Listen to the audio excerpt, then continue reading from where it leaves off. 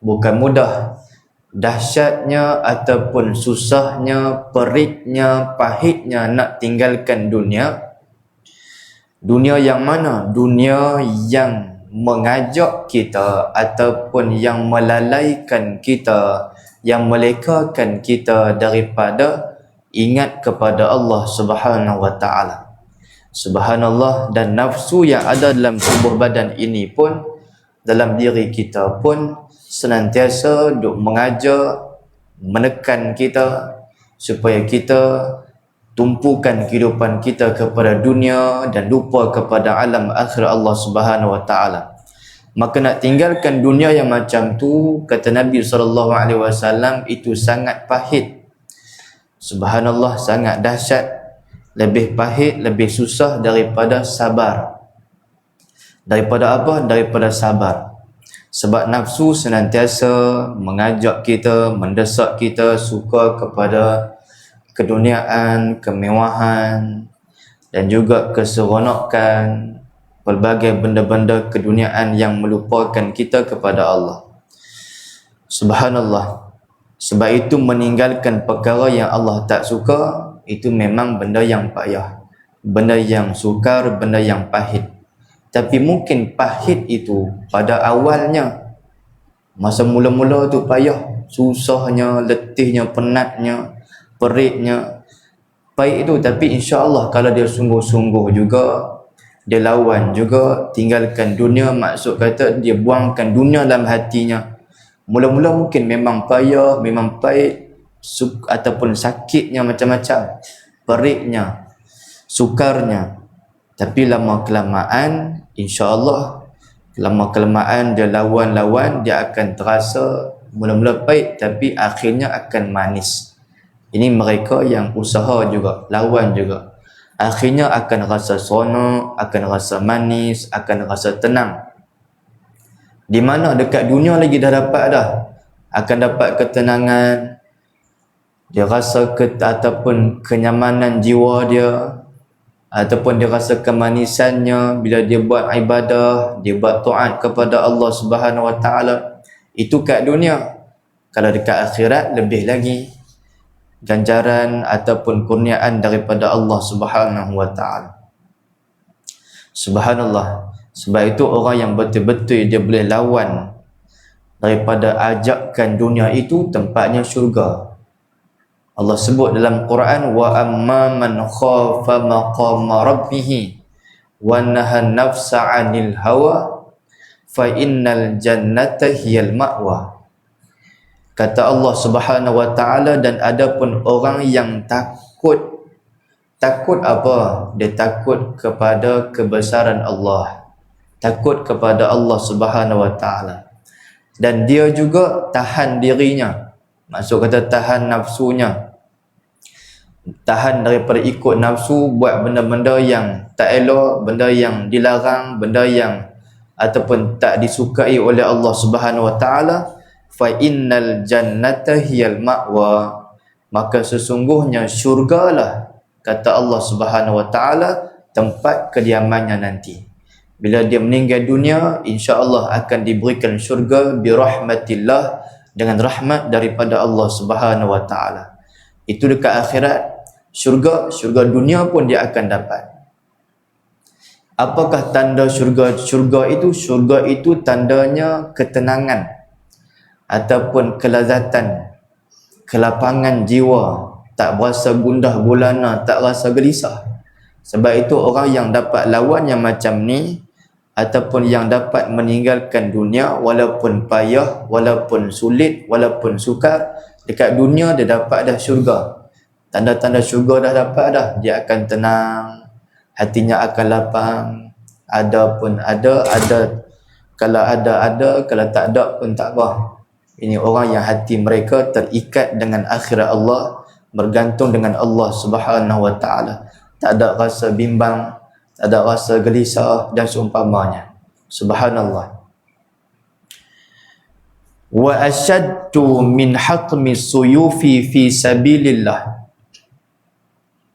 Wa ashaddu, dan meninggalkan dunia itu lebih susah, lebih payah min hatmi suyufi fi sabilillah.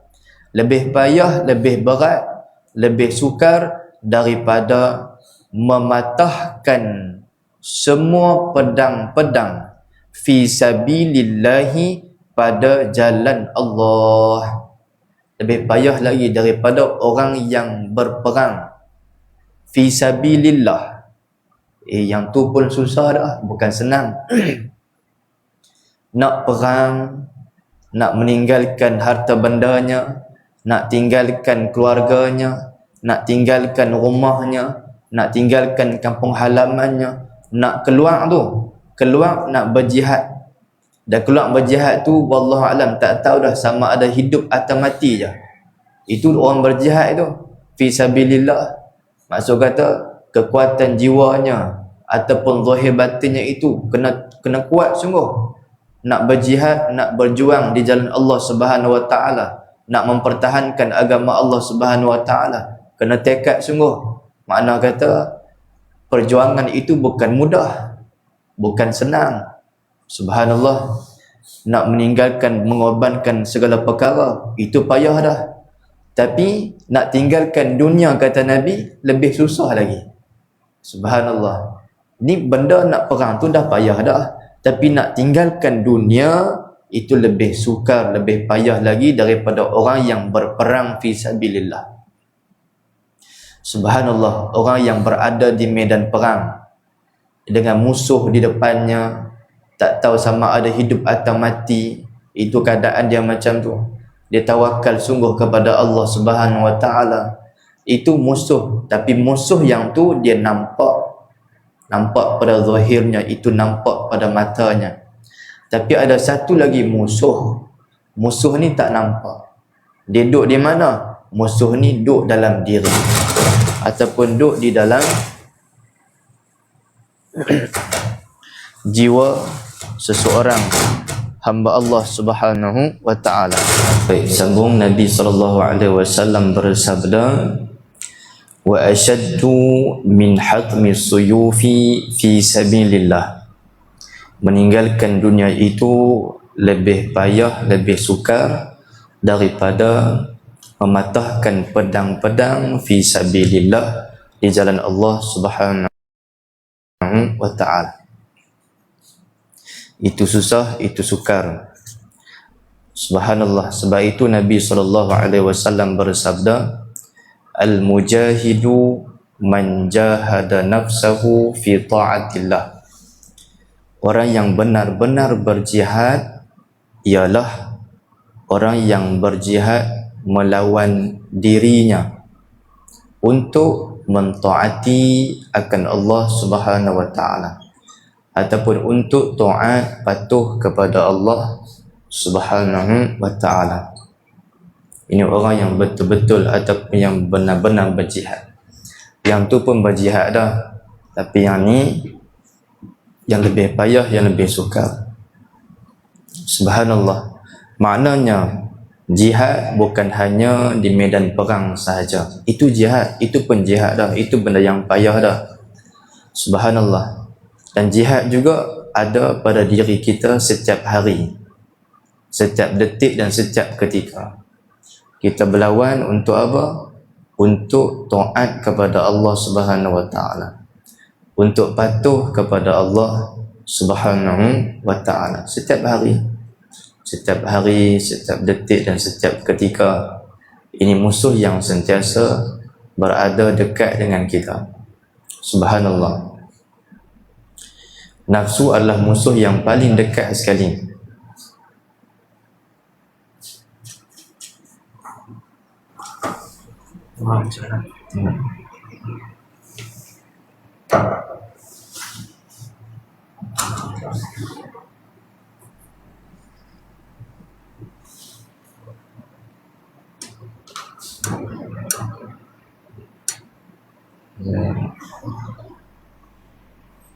Saya pegang. Itu.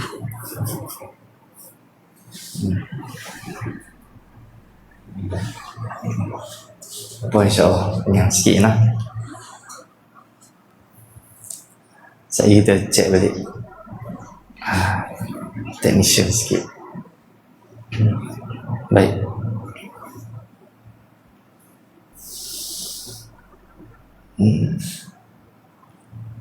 Baik, sambung kata Nabi SAW, wala yatrukuha ahadun illa a'tahu Allahu misla ma yu'ti syuhada'a. Wala yatrukuha, dan tidak meninggal akan dunia itu, dan tidak meninggal akan dunia itu ahadun, oleh seseorang pun. Siapa-siapa meninggal dunia ini, tidaklah dia meninggalkan dunia illa, melainkan a'tahu Allahu, melainkan kurnia ataupun mengurnia akan seseorang tersebut Allahu, oleh Allah. Subhanallah, dan tidaklah orang tersebut meninggalkan dunia melainkan Allah Subhanahu wa taala akan memberikan kepadanya ataupun akan mengurniakan kepadanya mislama yu'ti syuhada'a, seumpama ataupun seperti barang yang mengurnia oleh Allah Subhanahu wa taala akan syuhada, orang-orang yang mati syahid. Subhanallah, maknanya walaupun dia tidak berada di medan perang, tapi dia berperang dengan nafsu yang ada dalam dirinya, dia berperang macam tu, maka dia dapat kurniaan ataupun ganjaran pahala nilaian di sisi Allah Subhanahu wa taala seperti mana orang yang mati syahid. Itu orang mati syahid, dia berada di medan perang, di tempat pertempuran. Subhanallah, dia berjuang fi sabilillah, mempertahankan, menegakkan agama Allah Subhanahu wa taala. Subhanallah, dia meninggalkan dunia. Maksud kata, orang yang tinggalkan dunia itu perjuangan yang berat, perjuangan yang payah. Maksudnya, tinggal dunia ini bukan kita tak buat kerja, ataupun bukan kita meninggalkan mencari rezeki.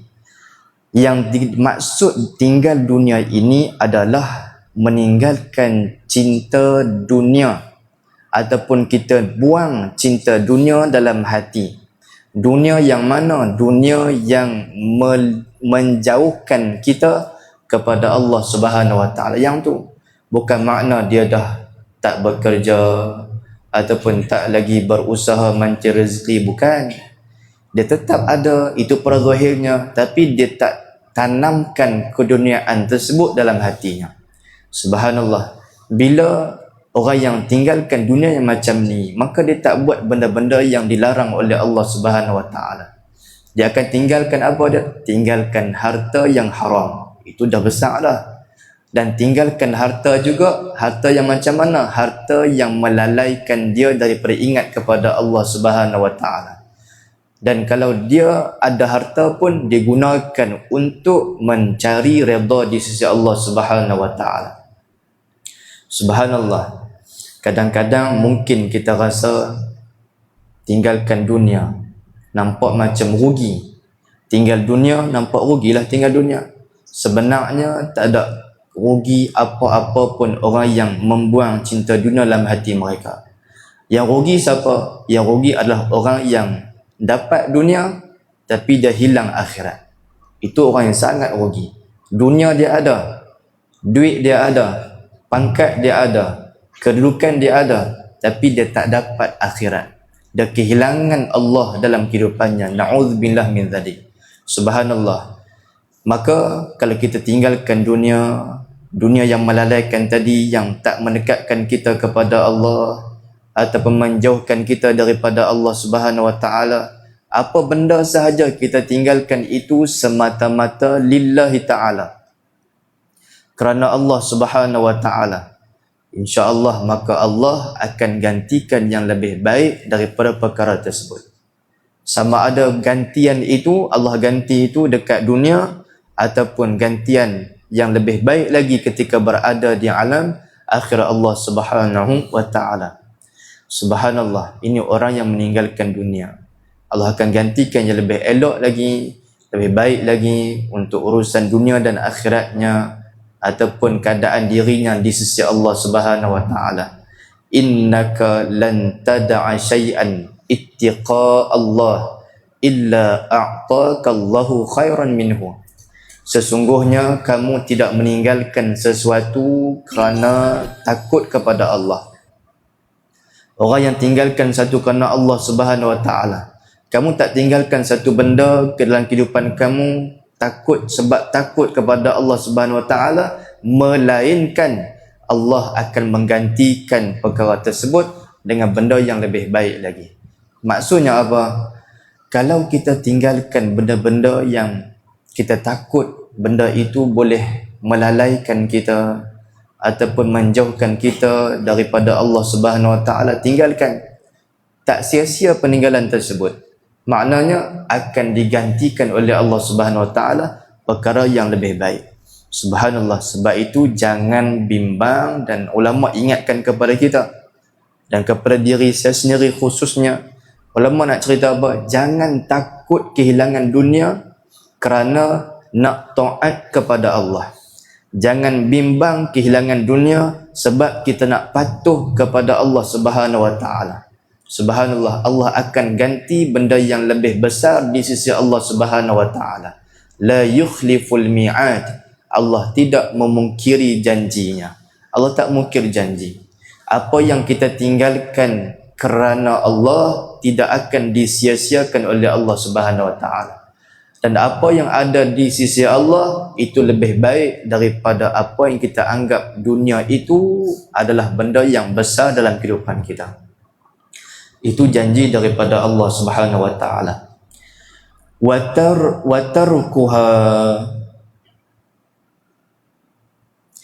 tarkuha qillatul akli wasyibai wa bughdu sana'i minan nasi. Dan meninggalkan dunia itu ialah, antara meninggalkan dunia apa dia? Dan meninggalkan dunia itu ialah qillatul akli wasyibai, adalah qillatul akli, sedikit makan. Itu termasuk meninggalkan dunia. Dan wasyibai, dan juga meninggalkan ataupun meninggalkan kenyang. Wasyibai, kenyang. Dia sedikit, dia makan yang sedikit dan dia tak kenyang. Maksud kata makan tak terlampau banyak. Wa bughdu sana'i minan nas, dan membenci akan ataupun membenci pujian minan nasi, daripada manusia. Itu orang yang meninggalkan dunia. Tandanya apa? Orang tinggalkan dunia, qillatul akli, makannya sikit, ataupun dia makan juga dia tak kenyang, dia tinggalkan kenyang dalam kehidupannya, makan sederhana sahaja.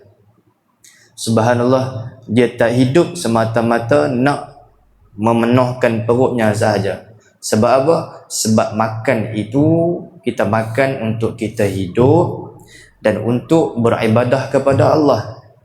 Makan itu sebab kita makan apa dia? Tujuan makan adalah untuk menguatkan tubuh badan, nak beribadah kepada Allah. Itu tujuan makan. Bukan hidupnya untuk makan. Bukan. Tapi kita makan itu untuk hidupkan ibadah dalam kehidupan kita. Bukan hidup untuk makan. Itu sebaliknya. Kalau hidup untuk makan saja, dia kira makan saja. Dia tak kira makan itu untuk kuatkan dia untuk solat, untuk baca Quran, untuk ataupun melakukan amal soleh dan macam-macam lagi, untuk tolong orang. Dah, bukan macam tu. Sebab itu meninggalkan dunia itu adalah sedikit makan, dan dia tak penuhkan perutnya. Maksud kata makan yang sederhana. Ma mala'a ibnu adama wi'an syarra min batnihi. Tidak ada bekas yang lebih buruk yang dipenuhi oleh manusia ataupun anak Adam ialah daripada perutnya. Itu benda yang paling buruk sekali, kata Nabi SAW, ketika mana kita penuhkan perut ini dengan makan yang terlampau banyak ataupun makan yang berlebih-lebihan. Itu benda yang sangat buruk, kata Nabi SAW. Subhanallah, kita manusia memang berhajat kepada makanan. Ya, kita memang perlu kepada makanan. Kita manusia, Allah jadikan kita macam tu. Kita perlu kepada makanan dan Allah pun tak larang kita makan.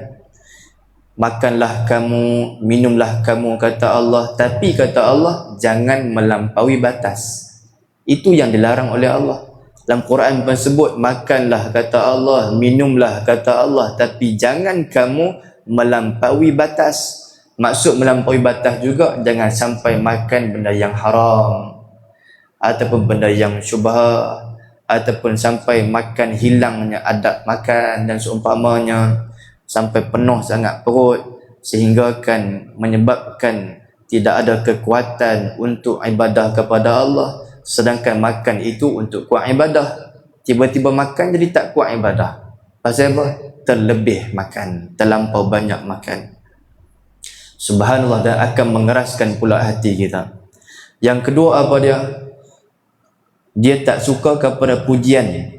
Bila orang puji, dia risau, dia bimbang. Risau bimbang apa? Risau bimbang takut timbul rasa ria ataupun timbul rasa ujub dalam hatinya. Maka ini orang yang meninggalkan dunia. Dia bimbang, dia takut dipuji oleh orang lain. Subhanallah. Dan di antara tanda orang yang ikhlas, dan ikhlas ni benda yang tak nampak, dia yang tahu, ataupun benda tu tak diketahui oleh orang lain. Hanya Allah mengetahui ikhlas ke tak ikhlas. Subhanallah. Dan di antara tandanya apa? Orang ikhlas ni dia lebih suka Allah sahaja yang mengetahui amalannya.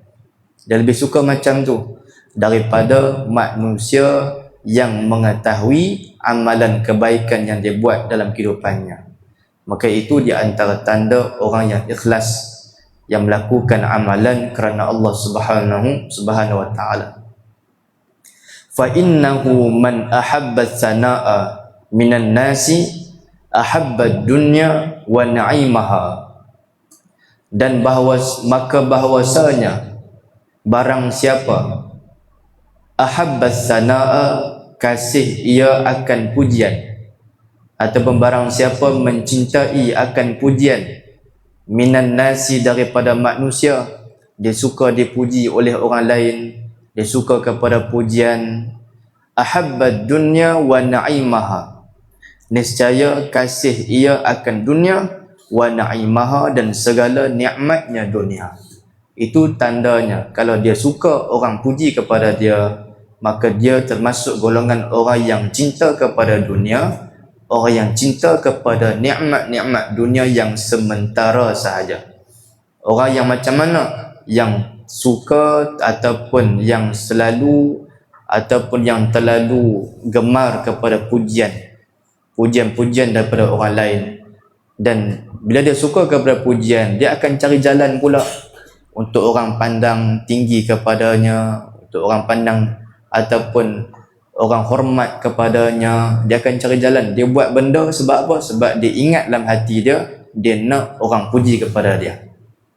Subhanallah. Dan mungkin beramal itu dah memang bukan kerana Allah Subhanahu wa ta'ala, tapi dia nak orang kata dia orang yang baik, dia orang yang pandai, dia orang yang alim dan seumpamanya, dia orang yang dermawan, pemurah, dia orang yang warak dan macam-macam lagi. Ini penyakit yang halus, yang tak nampak dengan mata kasar, tapi ada. Dia boleh masuk dalam hati kita tanpa kita sedari. Dia boleh muncul dalam hati kita, kadang-kadang kita tak sedar. Bila kita mengaji ataupun kita belajar, baru kita tahu, oh ini sifat mazmumah, sifat yang dikeji oleh Allah Subhanahu wa ta'ala. Maka kita usaha untuk mengikis ataupun membuang sifat-sifat tersebut. Subhanallah. Adapun orang yang buat kerana Allah ni, mereka hanya fikir Allah sahaja, harap Allah terima amalan mereka. Walaupun manusia tak tahu pun, manusia tak kenal pun, tak ada masalah bagi mereka. Subhanallah. Fala tuzakku anfusakum wa a'lamu biman ittaqa. Jangan kamu memuji diri kamu sendiri, menyucikan diri kamu sendiri. Allah lah yang lebih mengetahui siapakah orang yang benar-benar bertakwa kepada Allah Subhanahu wa taala. Yang penting apa? Yang penting bukan manusia yang kata kita ni elok. Yang penting apa? Bukan manusia yang kata kita ni bagus. Yang penting apa? Bukan manusia yang kita ini baik. Tapi yang penting adalah Allah menerima amal ibadah kita. Subhanallah. Kalaulah Allah terima satu sahaja amalan kita, satu sahaja sujud kita kepada Allah Subhanahu wa taala, itu lebih baik daripada dunia dan seisi dunia. Kalau Allah terima satu sahaja sujud kita kepada Allah, itu lebih bagus lagi daripada dunia dan semua isi dunia. Lebih elok lagi. Subhanallah. Maka orang yang suka kepada pujian adalah orang yang cinta kepada dunia dan cinta kepada nikmat dunia. Wa man sarrahu an-na'imu kullun na'imi. Dan barang siapa menggembira akannya akan barang siapa itu an-na'imu oleh nikmat, kullun na'imi semua nikmat, setiap nikmat, tiap-tiap nikmat. Maknanya siapa-siapa yang dia ingin memperolehi nikmat yang sebenar, siapa-siapa yang mengembirakan dia oleh segala nikmat, kullun na'imi setiap nikmat ataupun semua nikmat.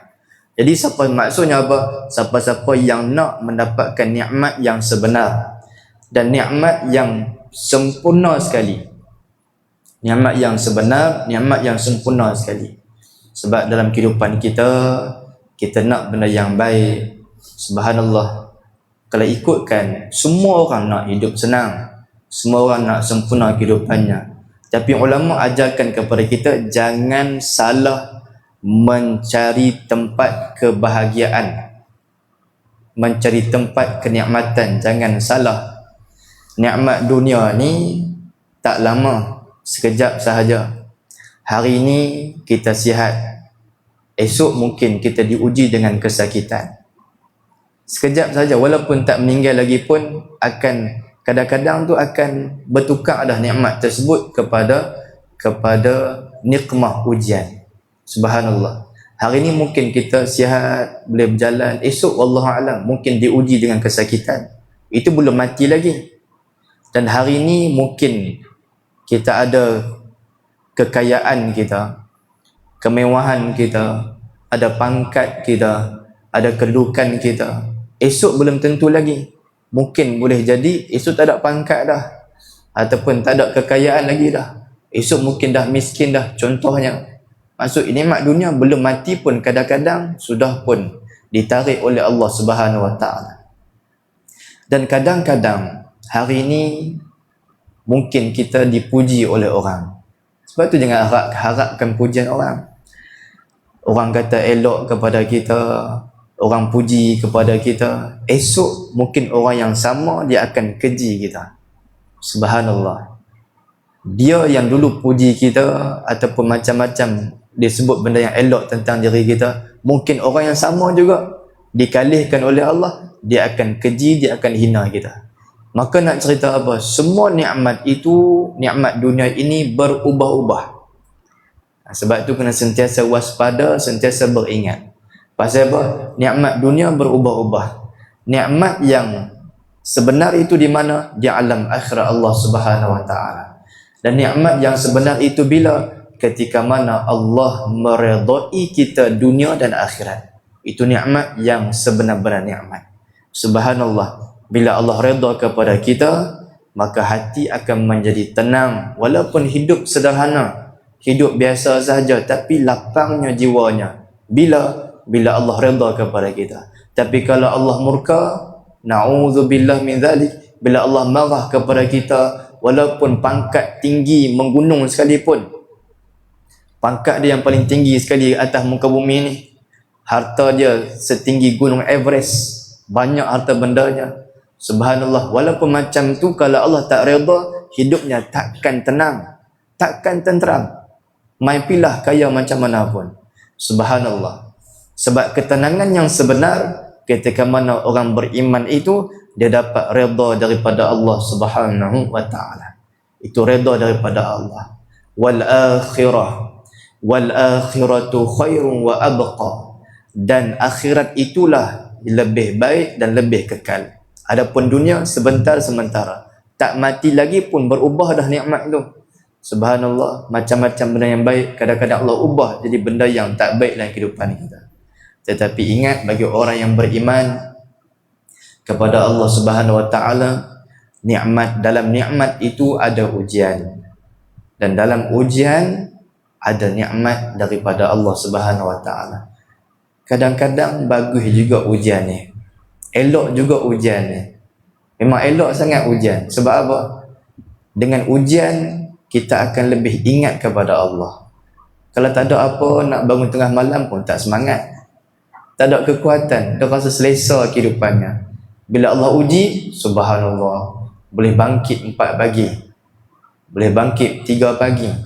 Dia rasa semangat. Pasal apa? Masa itulah dia betul-betul akan kembali kepada Allah Subhanahu wa taala.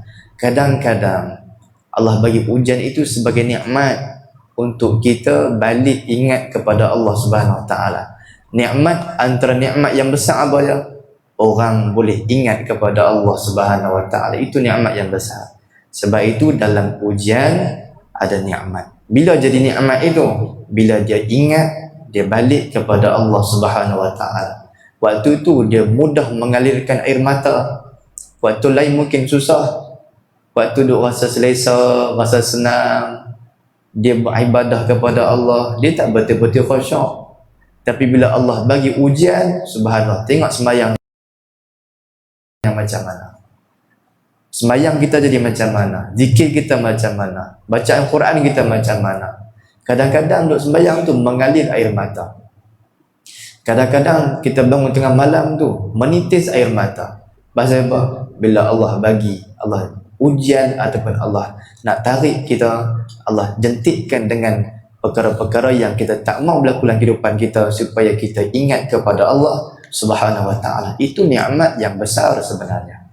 Walaupun zahirnya nampak macam nikmah, nampak macam ujian atau benda yang tak elok, itu benda yang terbaik kalau dia ingat kepada Allah Subhanahu wa taala.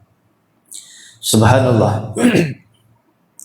Siapa-siapa yang nak dapat nikmat yang sempurna, falyada'id dunya wassana'a minan nas. Maka hendaklah dia tinggalkan, maka hendaklah meninggal ia orang tersebut ad-dunya akan dunia. Maka dia akan dapat nikmat yang sempurna dan semua nikmat. Macam mana? Maka hendaklah tinggal ia akan dunia wassana'a minan nas, dan tinggalkan suka kepada pujian-pujian daripada manusia. Tinggalkan. Subhanallah.